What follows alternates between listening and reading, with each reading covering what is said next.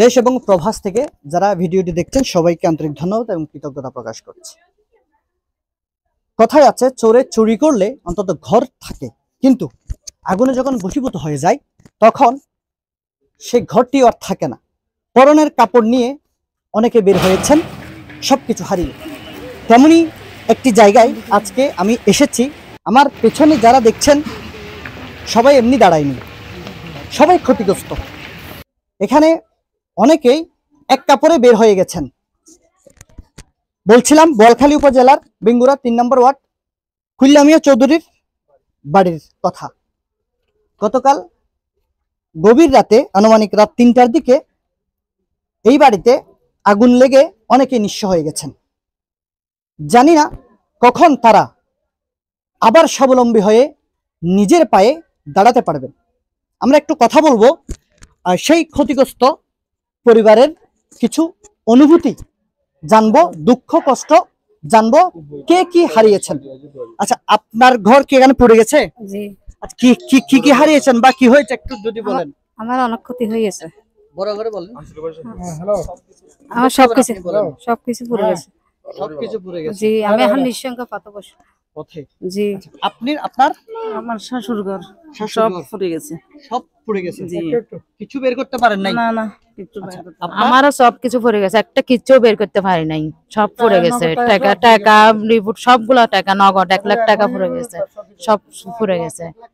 1 লাখ টাকা রোল ছিল, তাও পুড়ে গেছে। একটা জিনিসও নিয়ে আনতে পারি নাই সেজন্য।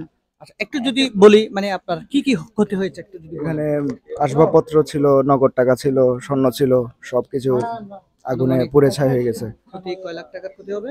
এটা আনুমানিক ধরা হচ্ছে 15 থেকে 20 লাখ টাকার। 15 থেকে 20 লাখ টাকা। জি।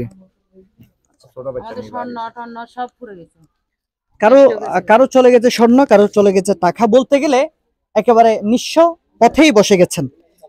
এই পথ থেকে কিভাবে তারা ঘর পর্যন্ত উঠবে এখন সেটাই চিন্তার বিষয়।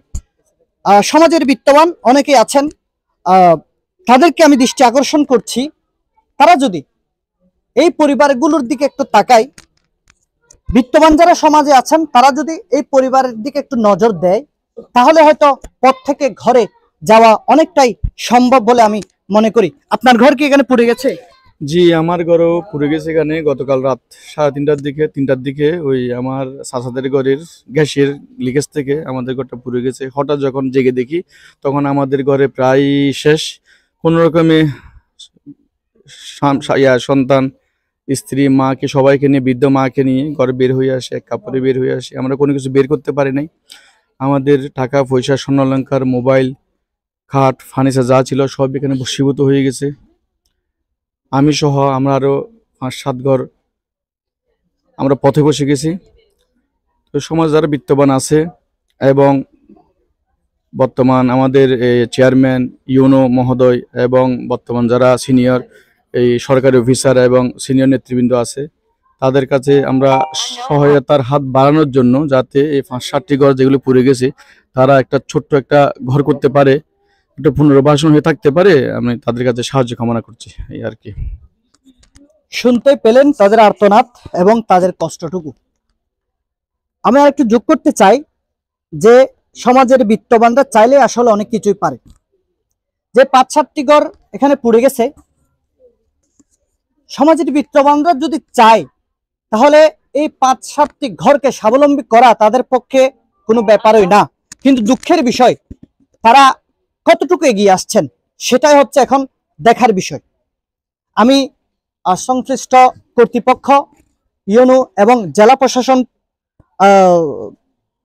জেলা প্রশাসক বরাবর দৃষ্টি আকর্ষণ করছি, আপনারা যদি সহযোগিতা করেন, আপনারা যদি এই অসহায় পরিবারদের সামনে এগিয়ে আসেন, অসহায় পরিবারদের পাশে দাঁড়ান, তাহলে হয়তো তারা আবারও ঘরে ফেরার স্বপ্ন দেখবে। আজ এই পর্যন্তই, দেখা হবে আগামী কোনো প্রতিবেদন। সে পর্যন্ত আপনারা ভালো থাকুন, সুস্থ থাকুন। ধন্যবাদ।